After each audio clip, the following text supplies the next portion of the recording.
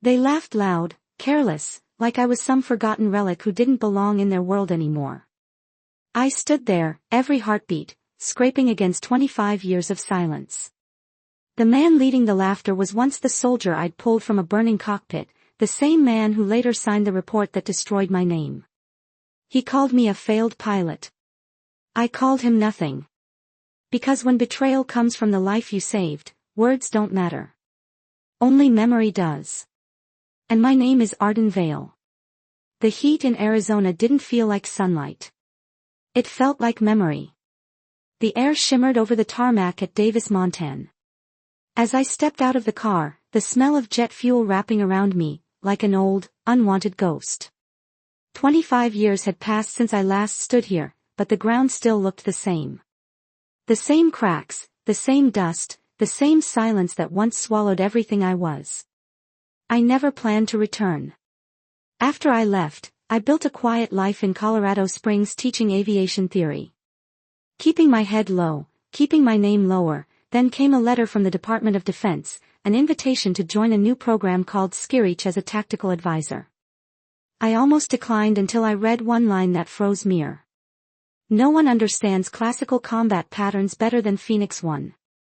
That name, the one they erased from every file after 1999. The first morning at Skirich, they called for a welcome briefing. The room was all stainless steel and fluorescent glare. Young officers lined up with caffeine and arrogance. I introduced myself in a single line. A snicker came from the backlight, dismissive. "You a pilot?" A few others laughed. The sound was sharp, metallic, and familiar. I didn't answer. I simply tapped my pen 3 times on the table, a reflex I hadn't used in decades. Most ignored it. Only one man in the corner, older, quiet with gray at his temples, lifted his head, eyes narrowing as if he'd seen a ghost slipped through the door. When the meeting ended, I walked past the command office. On the door, a brass plaque caught the light. Colonel Marcus Thorne. The name hit like turbulence in my chest. The man whose report had ended my career was now leading the program I'd been called to advise. The sun outside was burning down when I stepped onto the runway again. Wind pushed dry sand against my boots. Somewhere in the distance, a faint warning tone echoed in my mind, the one I'd lived with since the day everything went down. It still hadn't stopped. I started by reading what they handed me, the Skirich DOS and the case studies Thorne had signed off on. One section stopped my breath. The 1999 Training Loss Summary.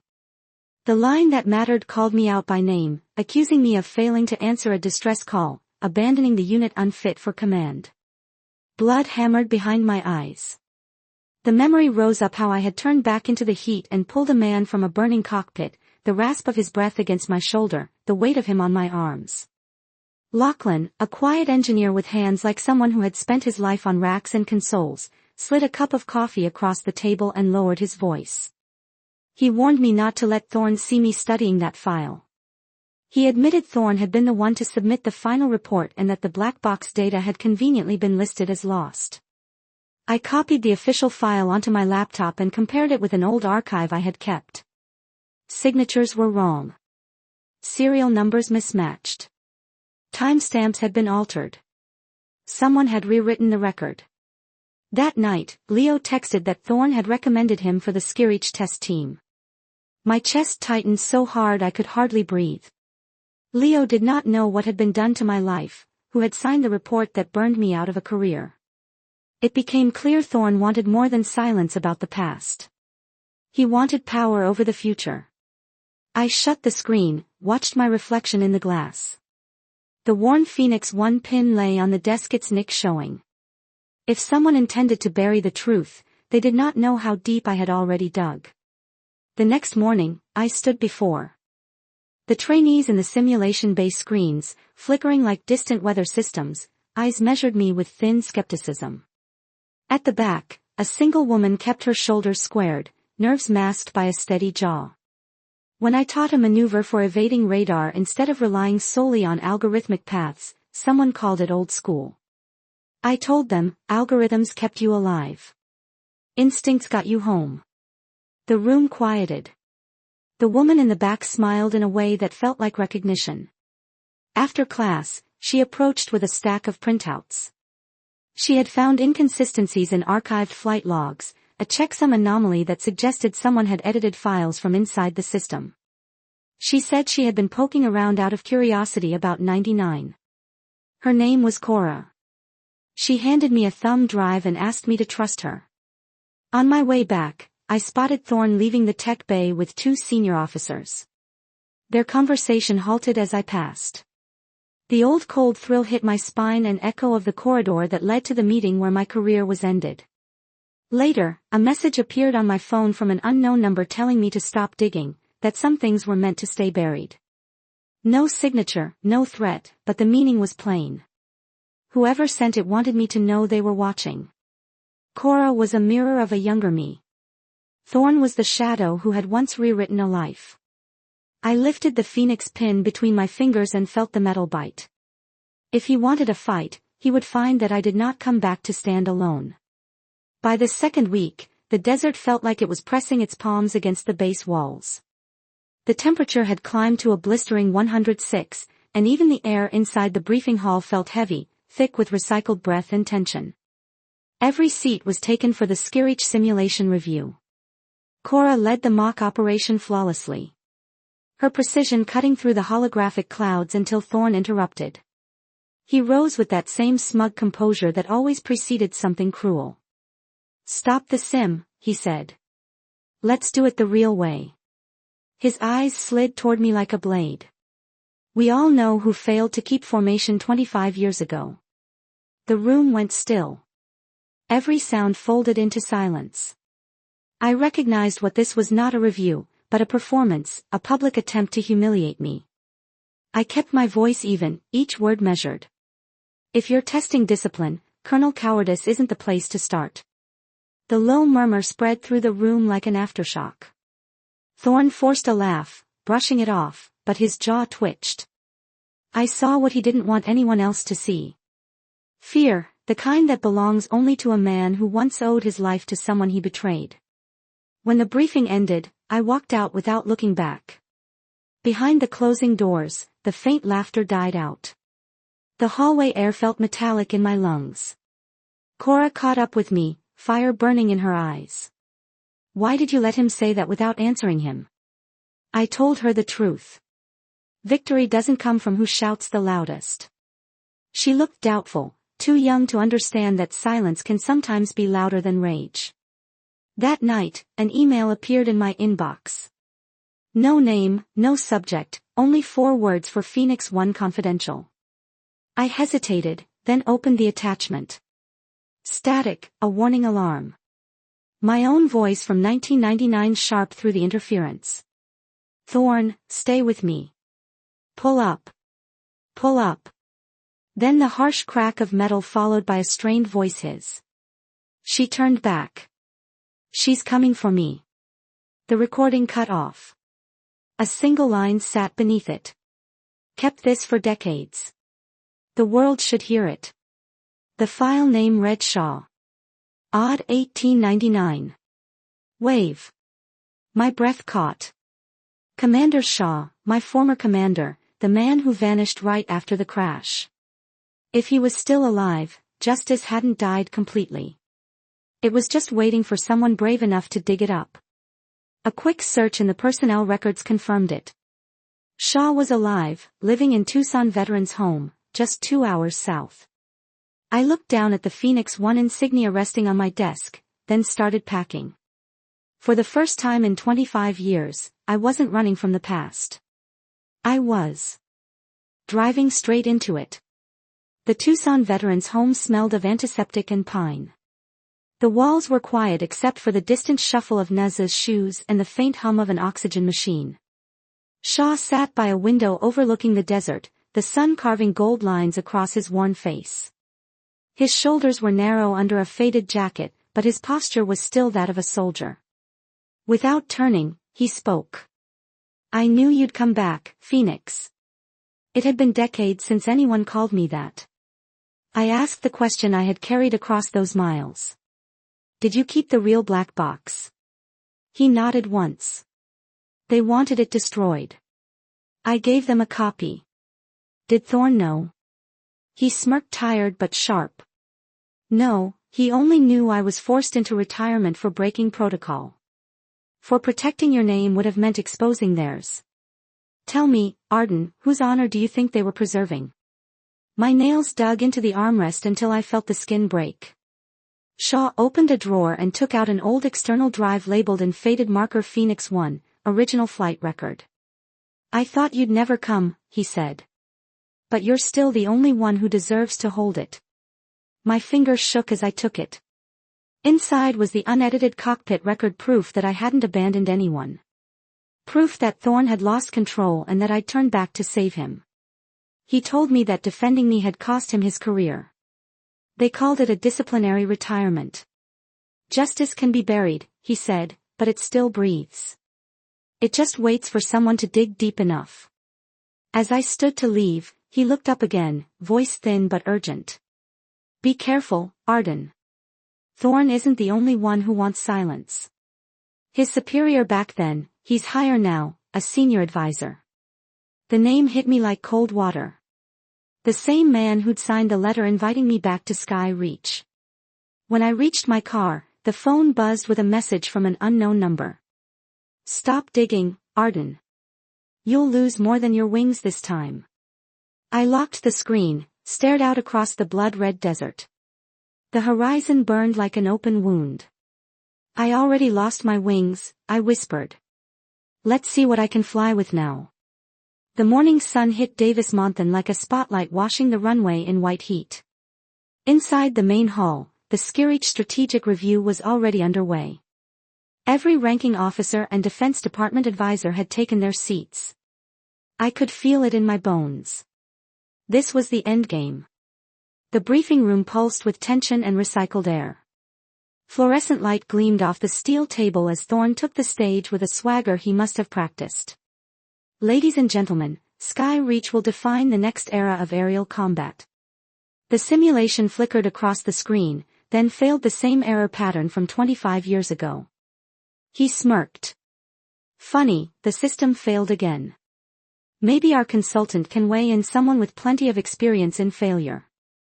The laughter that followed was thin but sharp. Every chuckle was a blade finding its mark. I rose, my voice steady. Colonel Thorn, the system failed because someone built it on a lie. The room stilled. I reached into my bag and set the old Phoenix 1 insignia on the table.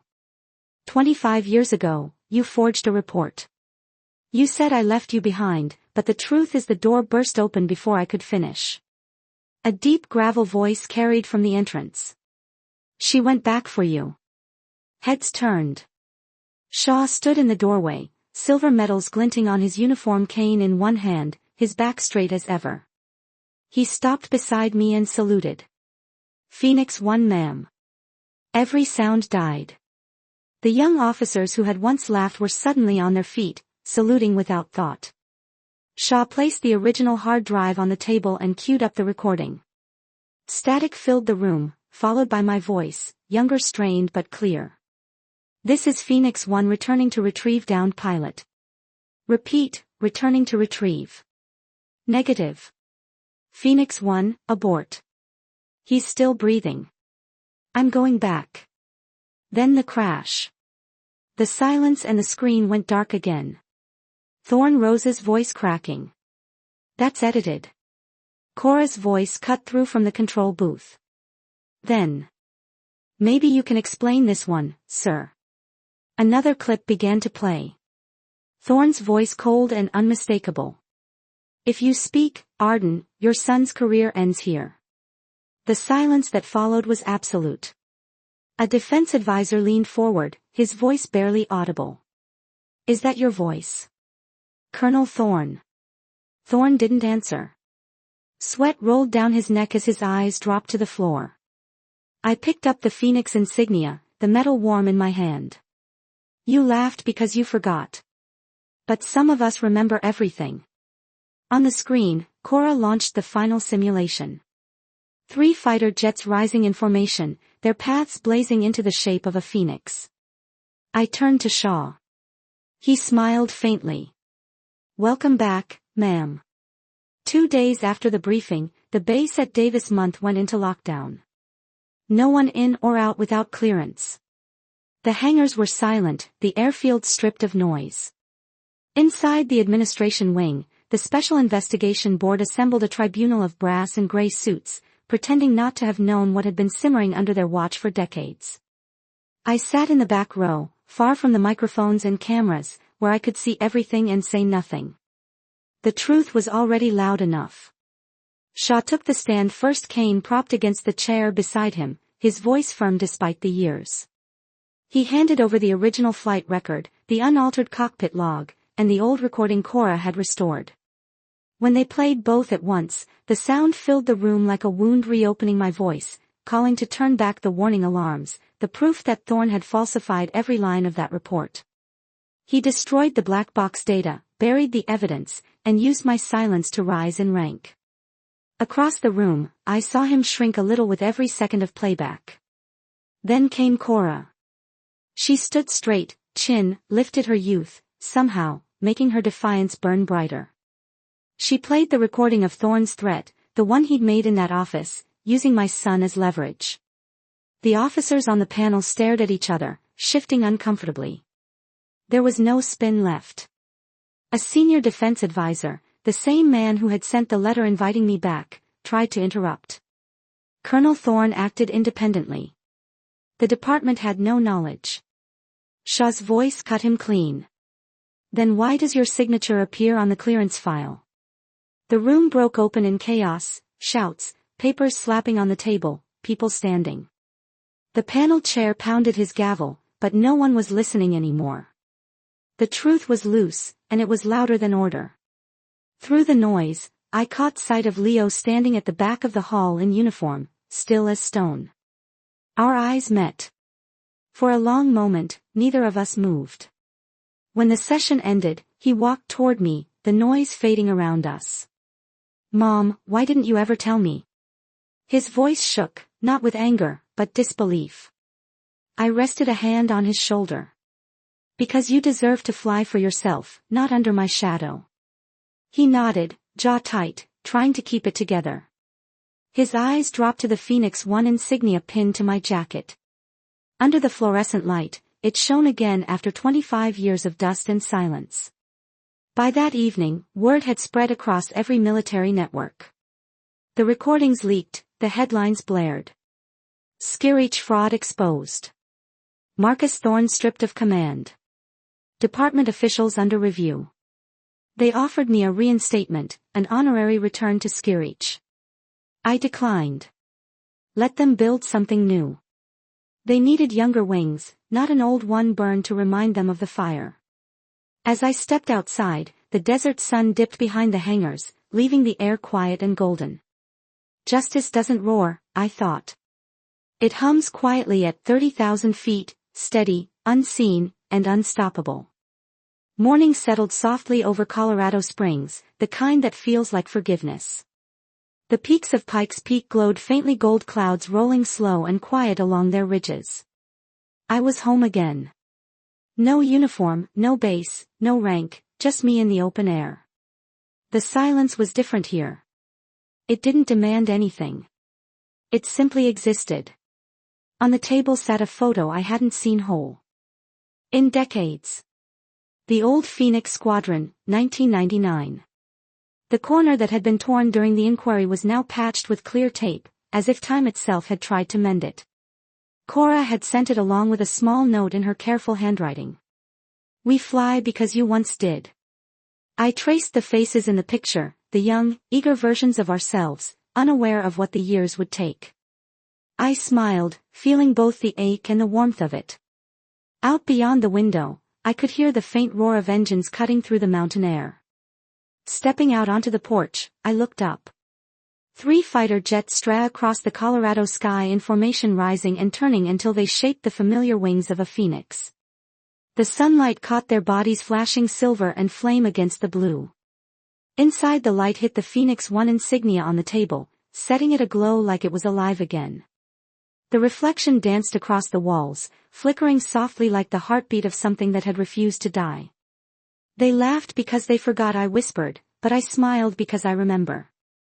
The jets disappeared into the horizon, leaving behind a white arc that faded slowly against the morning sky. I watched until the sound was gone, replaced only by the hum of wind through the pines. The sun moved higher, its rays spilling through the glass, lighting the insignia, until it shone like a flame rekindled. The phoenix had risen once more, not for vengeance, not for glory, but as a reminder. Honor, when it's true, never falls. It only waits for the right wind to lift it again.